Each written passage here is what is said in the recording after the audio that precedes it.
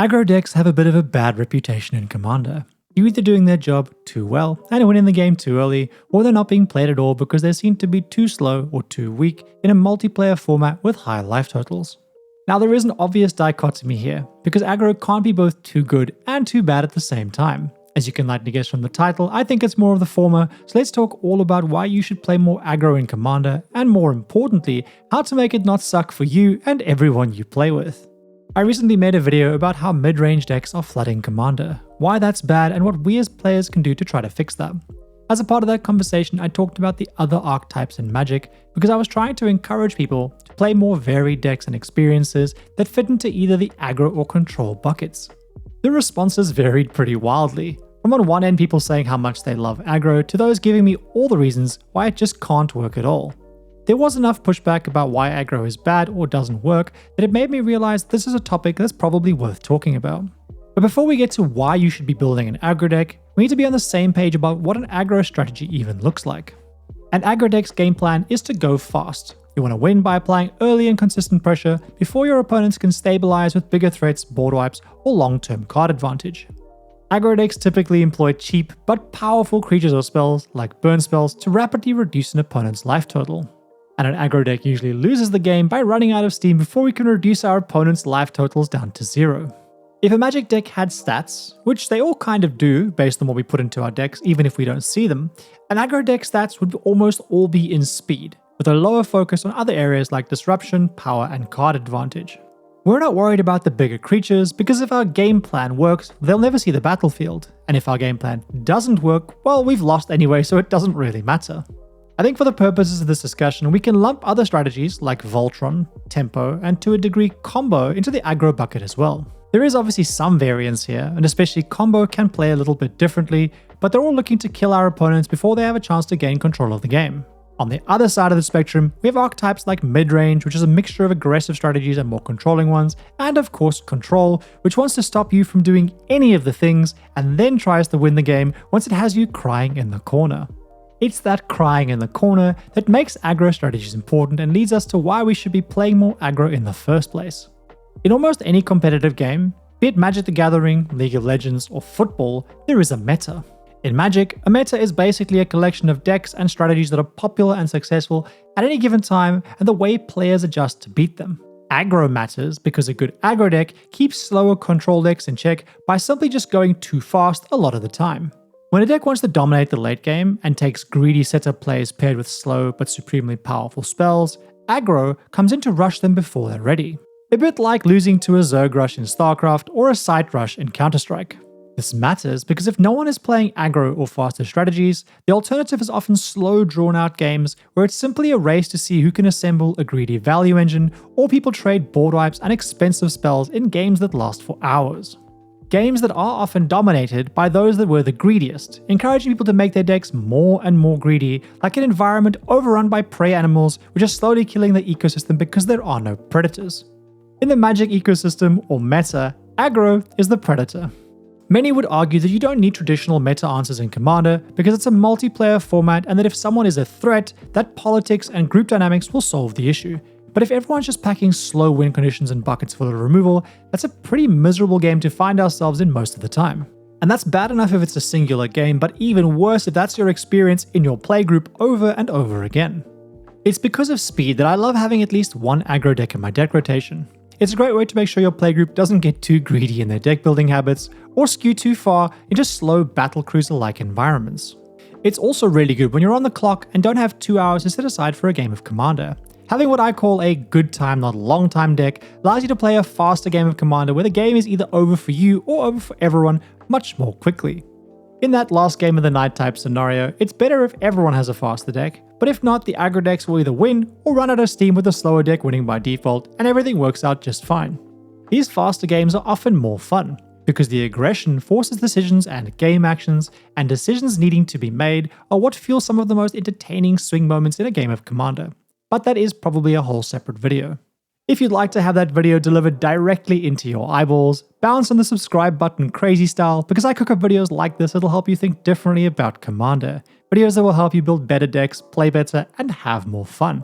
If you vibe with us, hit the like button while you're down there bouncing so that we can spread the word of Frog together.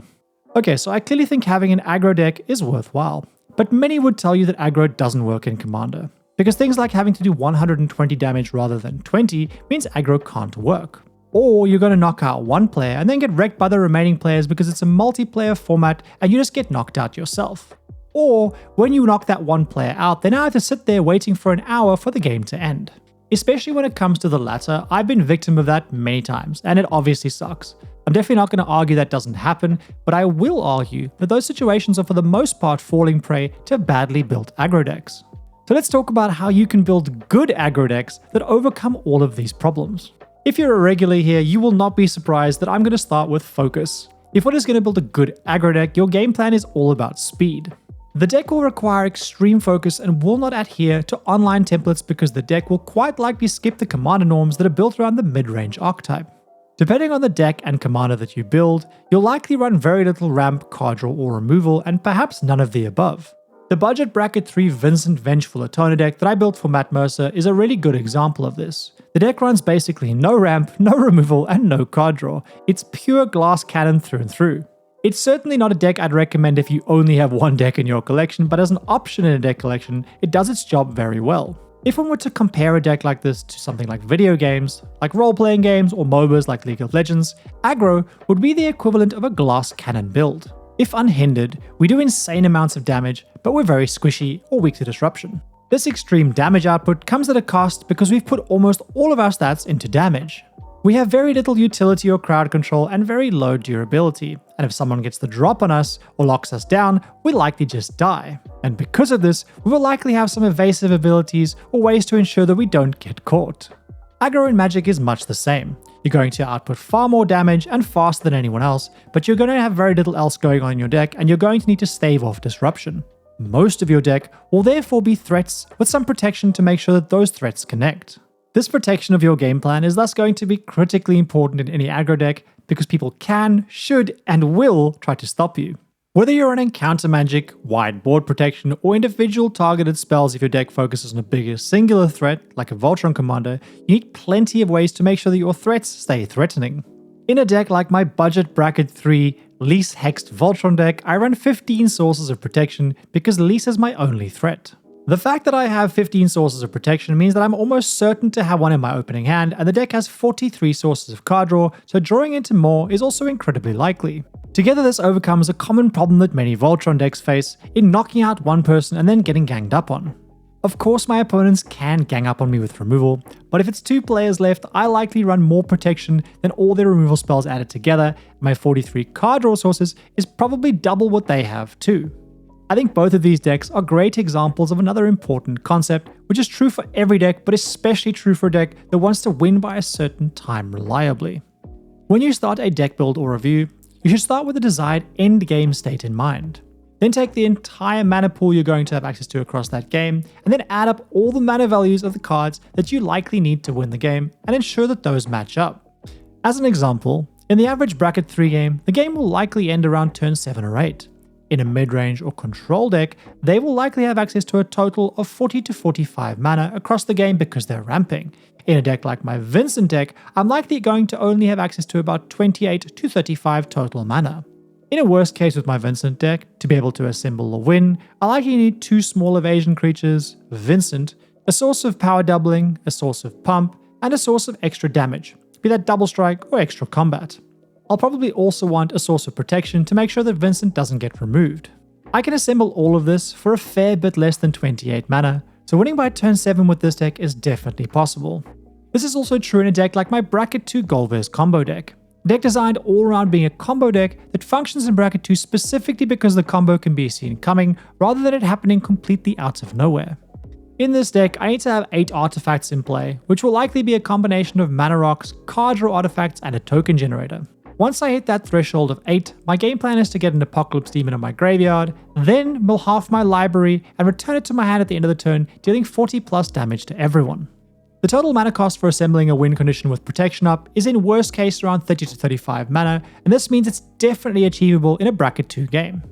Something that all these decks have in common is explosiveness. And explosiveness, for lack of a better word, is when effects added together create a multiplicative effect rather than simply an additive one. As an example with Vincent, he does damage to every other player when he deals damage to one. Thus, a pump spell on Vincent isn't simply 3 extra damage to one player, it's 3 damage to every player, or 9 damage. Now what if we add power doubling to this equation? Let's say Vincent is a 9/9 and I double his power. For 2 mana, I'm now dealing an extra 27 damage to my opponents. And what if we add double strike on top of that? For a further 2 mana, I am now dealing an extra 30 damage to my opponents. 4 mana for 57 player damage is a pretty good deal. Obviously Vincent is a bit of a unique case, but in my least deck I also get equally game-breaking multiplicative effects in different ways. Her multiplicative effects come from her cost reduction, her prowess, and her double strike. Least desperately wants evasion, so let's say I play a Cartouche of Knowledge on her, she's now a 4/4 flying for 1 mana. What if I add to that a Rebellious Strike for another mana, and she's now an 8/5? Both of these spells have drawn us cards, likely drawing us into more of the same effects, and these effects all stack up. What if we then add Zhalfirin Shapecraft, which will now make her an 11/7 and draw us another card? Because of her double strike, if I attack one of my opponents, she'll one-shot them all for 3 mana. We've also drawn 3 cards in the process, most of which will allow us to draw more cards and allow us to do the same thing to our other opponents. I saw this comment in the middle of writing the script and it punctuated this point perfectly. Lys, Vincent, and Golbez are all great examples of this multiplicative effect and how it can impact any deck, but especially an aggro one. They also have something else in common, which is damage uniformity, or the fact that they're able to deal damage to each player at the same time while reliably able to continue damaging opponents at the same pace without running out of steam. It's for this reason that not every commander can be an aggro commander, and building an aggro deck to be played in Commander isn't simply about constructing it the way one would go about doing it in a 60-card format. There needs to be uniform ways to do damage, multiplicative effects, and enough resilience so that we're not simply king-making someone by knocking out 1 or 2 players. I think if one looks at any of the well-known aggro commanders, whether it's Krenko, Lightpaws, Ur-Dragon, Adam Pakal, Kadira, or something like Kalia, you can quite easily figure out what their multiplicative effects are that are being created that'll allow that commander to be viable as an aggro one. I think there's correlation between some of the most powerful aggro commanders and commanders that are seen as pub stompers or overpowered. Lightpaws is probably a great example. Most people simply aren't prepared to face a highly focused strategy that dominates the game early. They're playing in environments dominated by midrange and control decks, so when a true aggro deck shows up, not a limp-wristed imposter, people get completely blown out of games, creating a clash of expectations and even unhappiness. And given this, there is one critically important caveat or warning that I have for would-be aggro players, despite the fact that I'm recommending that you play more aggro, and that is to have really good open pre-game conversations. It's important to remember that just because we're playing an aggro deck, it doesn't change the fact that we should really only be winning about 25% of the time. There is a trap here that one can undersell the threat you pose to the table, and then when your deck does what it's supposed to, then everyone's upset because the game ended like a turn or two earlier than they were expecting. I think that is a completely valid thing for the table to be upset or crash out about, and it can only happen if we as the aggro player hide our speed. Instead, be like Max Holloway in the UFC. Stand in the middle of the ring and point to the floor before the start of the game so everyone knows what you're about. Then, when you start swinging and succeed, you'll leave the ring a hero and not a villain. Part of the reason I make this warning is that the biggest issue I have with aggro decks in Commander is how they interact or clash with a Commander bracket system. The most recent iterations a few months ago now list an expectation of how many turns a game will go for before it ends. I think it's important to remember that like everything in the bracket system, it's a communication tool or guide rather than being strict law. And say you're playing a graveyard deck and someone else is playing mill, and their strategy catapults you to an early win, that's part of the game. One doesn't have to sandbag to try to only win the game when the bracket system allows. I want to be clear that this expectation of how many turns a game will go, and likewise what turn one's deck aims to win the game, is one of the most reliable ways to find relatively balanced games of Commander, and I really like the bracket system in general, but it's not without its issues. For aggro decks specifically, whose game plan is to trade late game power and card advantage for early game strength, being forced to win the game on the same timeline as a mid-range or control deck is inherently unfair and puts an advantage in the hands of these players whose decks are designed to excel or overpower ours as they come online in the late game. An aggro deck designed to win by turn 9 will lose to a mid-range or control deck designed to win by turn 9 almost every single time. The system says to the aggro deck that we have to have a cap on the speed stat and are therefore forced to either redistribute those stats points or we just lose those stat points entirely. One could make an argument that we could simply put those stats points into things like more protection or card draw. And whilst that's certainly true, The mid-range and control decks trade a lack of early game stability for an abundance of stability in the late game, where they will have their value engines and larger mana pools available when we do not. An extra protection or card draw spell simply won't bridge the gap. With this in mind, we as the aggro player can't fit 100% into the bracket system right now, because our game plan is always going to need to be a turn or two quicker than the mid-range or control deck if they can't stop us like it is in 60 card formats. Again, fortunately, the Commander bracket system is a guideline and a communication tool and not law. When you sit down to play an aggro deck, have a good pre-game conversation where you make it super clear that you're playing an aggressive deck and that you'll likely win a turn or two early or not at all because your deck is built for a sprint and not a marathon. And you may need to remind people that the bracket system specifically says that the game will go for a certain amount of turns, not that every single player will be alive until that point. Most experienced Magic players should understand this dynamic immediately, and can and should work together to stop you before you win, whilst also understanding that just because you put all your stats into speed, it doesn't mean that you somehow now also have those points in resilience and power as well. And that they don't have to ignore the other players and shouldn't ignore the other players to solely focus on you, because they'll then regret it when the mid-range or control deck that they have ignored gains an overwhelming advantage. I hope it doesn't come across as preachy, but I want to label the stats profile point again, because I've seen plenty of resistance in the past and many people claiming that a fast deck is unfair, without a clear understanding that the fast deck is almost always making a trade-off. A deck can only ever support a finite amount of things, and in having one thing, like speed, it has to exclude something else. Being fast doesn't make the deck overwhelmingly powerful from a card strength or power level perspective, and these two things are very often seen as the same thing, which they are definitely not. If someone's lied about what their deck does, or has simply not explained it and has dominated the game unfairly because of that, it's either a communication issue or a power issue, but it's definitely not a speed one. And these communication or power issues can be as true for mid-range or control decks as they are for an aggro deck. All of this should equip you to play aggro decks well and fairly in Commander. I think that's where we'll stop for now, but if you enjoyed this and haven't watched my mid-range video, go do that because I think you'll enjoy it too. I'll link it in the recommended videos at the end, and let me know in the comments what your favorite aggro decks or commanders are, especially if, like Lise, they're probably a little bit under the radar. You're also obviously welcome to throw in your 2 cents about aggro in general down in the comments as well. If you want to support what I do and haven't already, smash up the like button or head over to my Patreon, and a big thank you to everyone that supports me over there. If you want some more personal tailored help, or you're just horribly rich and want to jettison some money, you can find that over on my Ko-fi, all of which you can find the links to down below the like button. Last but not least, a reminder that the awesome Red collection at Void Monster is still on sale for like a day, and be sure to check it out before it's gone so that you don't miss it like I did with their Void drop. And if you like this, go and check out one of these videos, or one of the videos about my Vincent, Lise, or Golbez decks. I've linked them all down below the like button, and as always, thank you for being here.